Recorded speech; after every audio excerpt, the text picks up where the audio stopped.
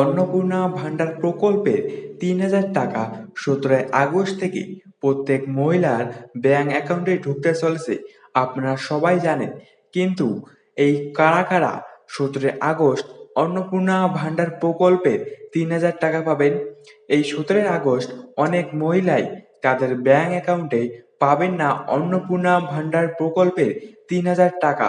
আজকের এই ভিডিওতেই আমরা আলোচনা করব কি কি নতুন আপডেট এসেছে এবং মুখ্যমন্ত্রী অন্নপূর্ণা ভান্ডার প্রকল্প নিয়ে কি কি নতুন আপডেট দিয়েছেন, কারা টাকা পাবেন কারা পাবেন না।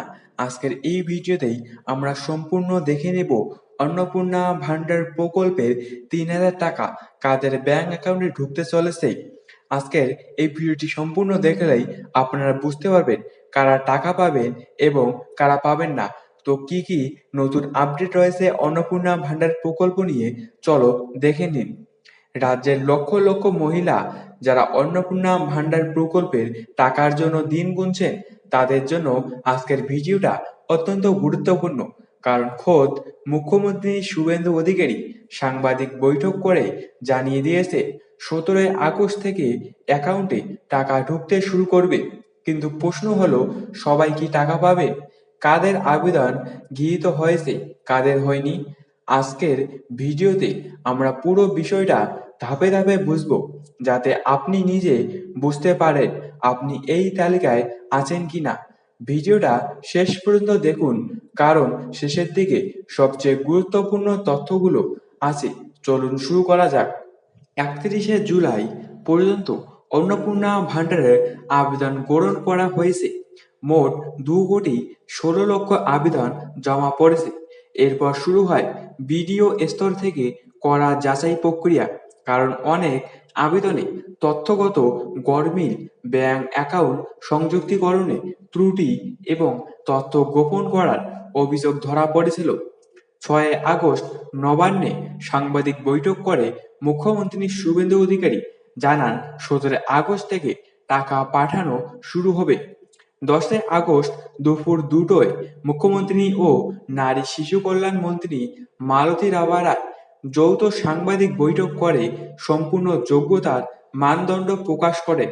১৩ আগস্ট পর্যন্ত ভেরিফিকেশন প্রক্রিয়া চলার কথা ছিল। আমরা জানি ঠিক কোন কোন শর্তে টাকা মিলবে আর কোন শর্তে মিলবে না। এবার আসা যাক সবচেয়ে গুরুত্বপূর্ণ প্রশ্নে, কারা টাকা পাচ্ছে। ১. আবেদনের সময়সীমা। যারা ১০ জুলাইয়ের মধ্যে আবেদন করেছে এবং যাচাই প্রক্রিয়ায় যাদের আবেদন কোনো ত্রুটি ধরা পড়েনি, তারাই প্রথম ধাপে অর্থাৎ ১৭ আগস্ট থেকে টাকা পাবেন। যারা ১১ জুলাই থেকে ৩১শে জুলাইয়ের মধ্যে আবেদন করেছে, তাদের নথি এখনো যাচাই চলছে। সাম্প্রতিক আপডেট অনুযায়ী তাদের ক্ষেত্রে যাচাই শেষ হলে পরবর্তী মাসের দ্বিতীয় সপ্তাহে টাকা পাঠানো হবে।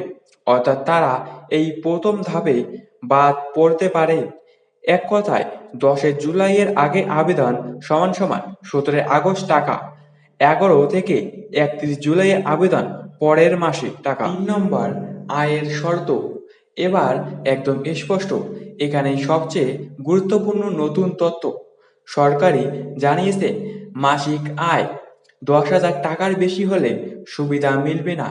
পরিবারের বার্ষিক আয় ১২ লক্ষ টাকার বেশি হলে আবেদন বাতিল হতে পারে। যারা আয়কর দেন তাদের পরিবারের মহিলারা এই সুবিধা পাবেন না। স্বামী বা পরিবারের কোনো সদস্য সরকারি চাকরি করলে আবেদন গ্রহণযোগ্য হবে না। ৪ নম্বর, যাদের জন্য বিশেষ ছাড় দেওয়া হয়েছে। আগে গ্রামীণ এলাকায় বাড়ি বা জমির পরিমাণ নিয়ে কড়াকড়ি থাকলেও এবার কিছু ছাড় দেওয়া হয়েছে।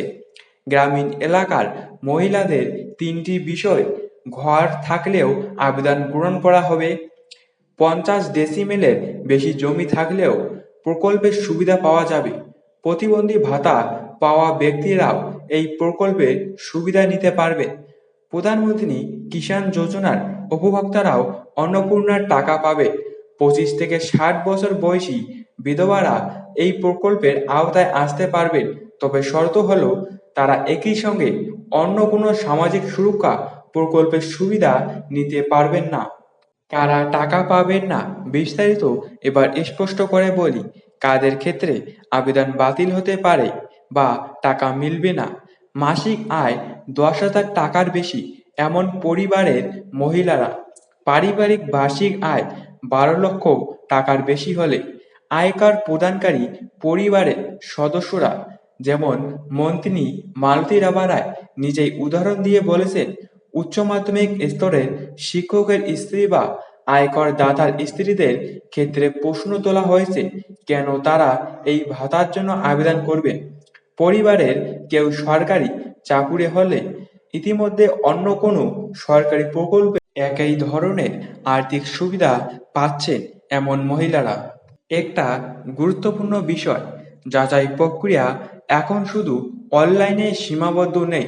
সরকার প্রতিটি বিডিও অফিসকে করার নির্দেশ দিয়েছে যাতে ব্যাংক অ্যাকাউন্ট সংযুক্তিকরণের ত্রুটি, তথ্যগত গরমিল এবং অযোগ্য ব্যক্তিদের তালিকাভুক্তি এইসব বিষয় পুঙ্খানুপুঙ্খভাবে খতিয়ে দেখা হয়।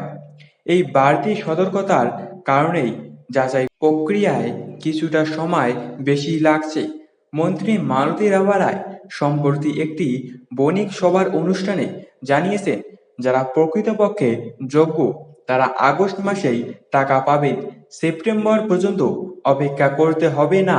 তবে ভুল তথ্য দিলে বা অযোগ্য প্রমাণিত হলে কাউকেই টাকা দেওয়া হবে না। এই বিষয়ে সরকার একেবারে অনড়।